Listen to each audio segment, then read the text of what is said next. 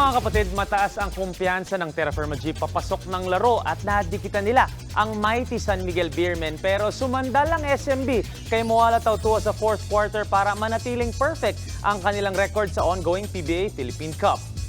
17 ng 24 points ni Tautua ay nanggaling sa final period at kasama pa dyan ang 3-pointer na nagpalamang sa kanila sa last 1 minute 30 seconds ng laro. 5-0 na ngayon ang SMB habang ang Jeep ay 4-4.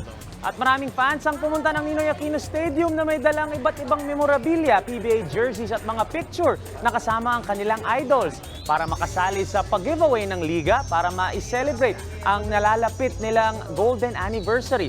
Ang unang 100 fans na nakagawa ng mga challenge na binigay ng PBA ay nabigyan ng free tickets para makanood at maka-enjoy ng PBA games today.